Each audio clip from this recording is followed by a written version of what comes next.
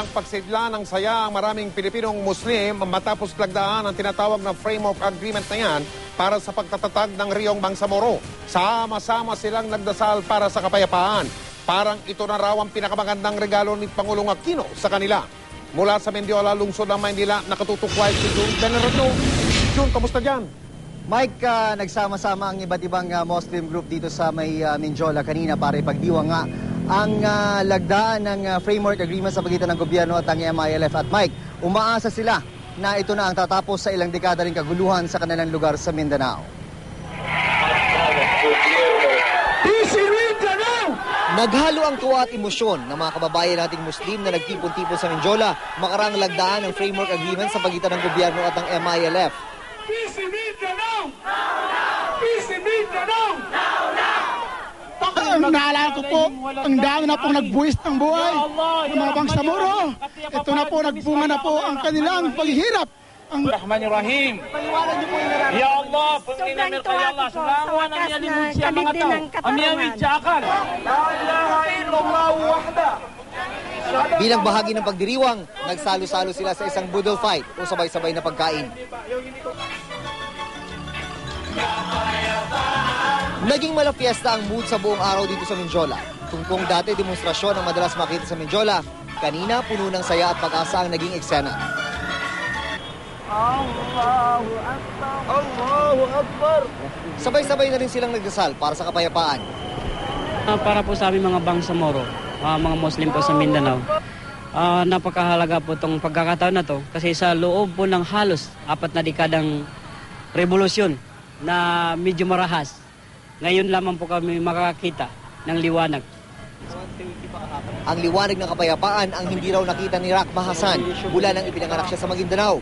Sana raw magbago na ito ngayong nagkasundo na ang MILF at gobyerno. Hindi na raw niya kasi mabilang kung ilang beses siyang lumikas sa kanilang lugar sa tuwing maengkwentro ang mga rebelde at sundalo. Dumanas kami ng sobrang mahirap kasi palagi kami pumunta sa evacuation center.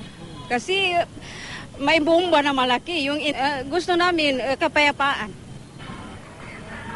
Ang hiling lang nila, sana raw maayos na maipatupad ang kasunduan. Ito na po siguro yung pinakamagandang regalo ni Presidente Pinoy sa mga Muslim po sa Mindanao. Ikaw ay tunay na lalaki sa Islam. Kailanman ay mamatay ka, ikaw ay makapasok sa paraiso dahil ikaw pa ang nakahanap ng tunay na kapayapaan sa buong Mindanao. Nagsimula ang vigil kahapon sa paglulunsad ng peace caravan ng mga peace advocate na mula pa sa Mindanao. Hindi kalayuan sa Mendiola, may isa ang nagpakita ng pagkontra sa peace agreement. Naglatag pa ng placard si Jose Cue na tila pagtutol sa kasunduan. Napapangiti lang ang mga pro-framework agreement nang mabasa ang placard ni Cue. Yung ginagawa nilang framework ngayon na gawing Bangsamoro, doon ako tutol. Dahil sabihin, bansa na yun eh. Ang bansa natin Pilipinas. Pag ginawa mo yun, aakuin na nila yung Mindanao, kanila na yun.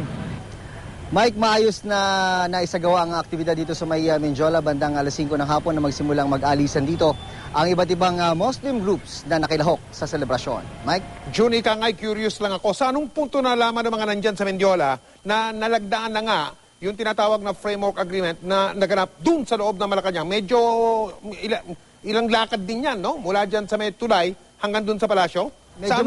Medyo malapit-lapit nga, Mike. Pero ang kanilang naging basis, ang kanilang telepono. Yung isang babae na nakita natin kanina, may hawak na telepono na may telebisyon. Nakamonitor sila, kaya nalaman nila yung eksaktong oras na nagkalagdaan ng framework agreement sa pagitan ng gobyerno at ng MILF. At doon na nga nagsimula itong selebrasyon, Mike. At ayan, nakikita natin ngayon ang kanilang reaksyon. Maraming salamat, June Benerato.